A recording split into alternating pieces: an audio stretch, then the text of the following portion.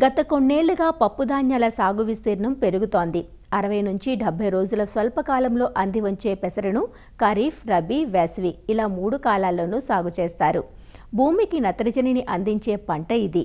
తొలకరి పెసర విత్తుకునేందుకు ప్రస్తుతం అనువైన సమయం.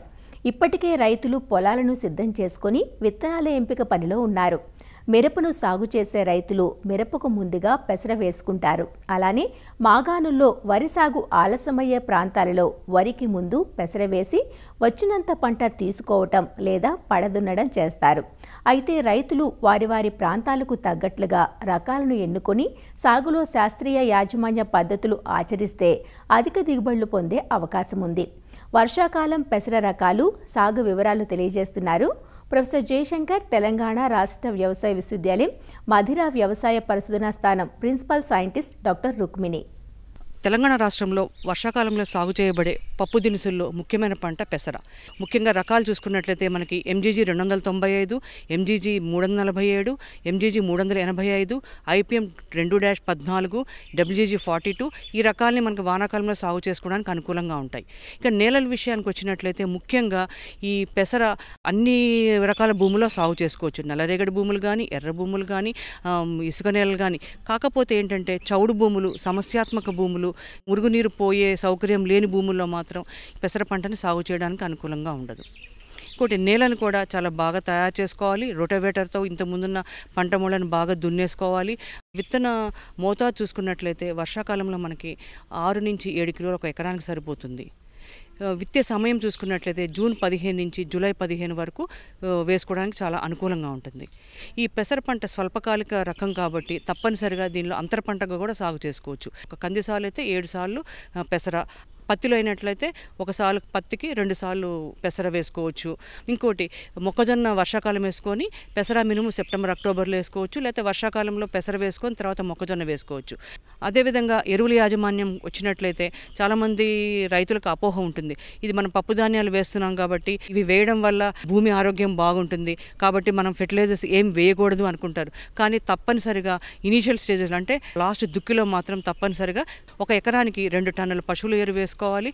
ఒక 18 కిలోల యూరియా, 2 బస్తాల సింగిల్ సూపర్ ఫాస్ఫేట్ కానీ, 1 బస్తా డిఏపి కానీ వేసినట్లయితే మొక్కలు కూడా ఆరోగ్యంగా పెరుగుతాయి. కాబట్టి రసాయన ఎరువులు ప్లస్ సేంద్రియ ఎరువులు కంపల్సరీగా వాడినట్లయితే బాగుంటుంది. దాని తర్వాత అంత అవసరం ఉండదు. అది సొంతంగా తయారు చేసుకు వేరు బుడిపల ద్వారా నత్రజని తయారవుతుంది కాబట్టి తర్వాత పంటకు కూడా అవి ఉపయోగపడతాయి. ఈ పైపాటుగా మనం మందులకు పిచికారీ అంటే ఫోలియార్ స్ప్రేస్ 1919 కానీ, మల్టీకే కానీ ఇట్లాంటివి పైపాటుగా మనం పిచికారీ చేసినప్పుడు చాలా బాగా రెస్పాండ్ అయ్యి మనకి 5 నుంచి 10% దిగుబడులు పెరగడానికి ఆస్కారం ఉంటుంది. ఇంకోటి నీటి యాజమాన్యంకి వచ్చినట్లయితే ముఖ్యంగా ఈ పెసర పంట వర్షాకాలంలో చాలా వరకు నీళ్లు పెట్టరు. ఒకవేళ బెట్ట పరిస్థితులు కనుక వచ్చినట్లయితే తప్పనిసరిగా ఒక ఇరిగేషన్ ఫెసిలిటీ ఉంటే మాత్రం మొగ్గ దశలో ఒకసారి, పిందె తయారయ్యేటప్పుడు కనుక ఇంకొకసారి ఇరిగేషన్ ఇచ్చినట్లయితే అత్యధికంగా దిగుబడి రావడానికి ఆస్కారం ఉంటుంది. నీళ్లు లేవు, బెట్ట పరిస్థితులు ఎదుర్కోవాలి అంటే తప్పనిసరిగా యూరియా ఒక 20 గ్రాములు లీటర్ నీటికి కనుక కలిపి అలా కనుక పిచికారీ చేసినట్లయితే కూడా పంటని బెడ్డ బారి నుంచి రక్షించవచ్చు. పెసర అనేది చాలా స్వల్పకాలిక పంట కాబట్టి కలుపు యాజమాన్యం కూడా ఎంతో ప్రముఖ పాత్ర వహిస్తుంది. ముఖ్యంగా 20 నుంచి 25 రోజుల పాటు అంటే 30 రోజుల పాటు కలుపు లేకుండా పొలంలో చూసుకున్నట్లయితే మనకి ఎక్కువ దిగుబడి రావడానికి ఆస్కారం ఉంటుంది.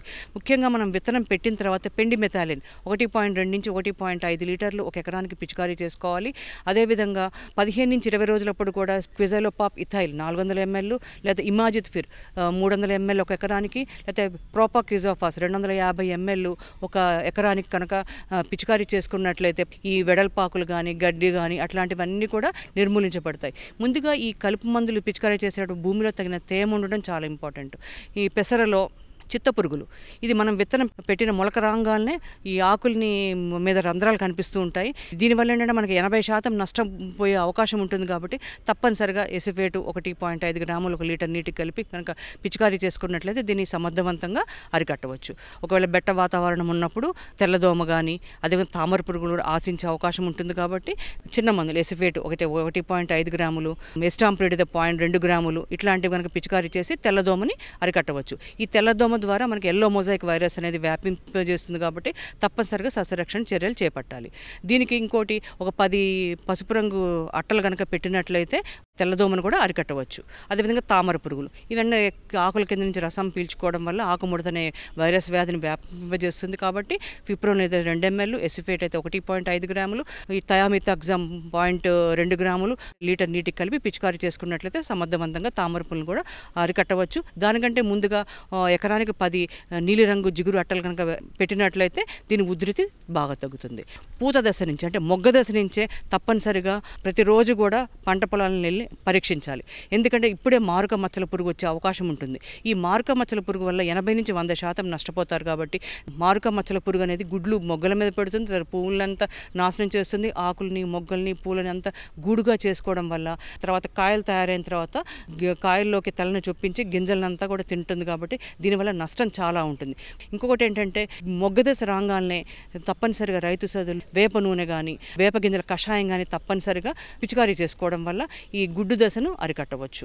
పువ్వు మొగ్గలు ఓపెన్ చేసి చూసినట్లయితే ఇప్పుడు సన్న నార పురుగులు కనుక కనిపించినట్లయితే ఎసిఫేట్ కానీ క్వినాల్ఫాస్ కానీ 2 ml, ఎసిఫేట్ అయితే 1.5 గ్రాములు ఇట్లా పిచికారీ చేసుకోవచ్చు.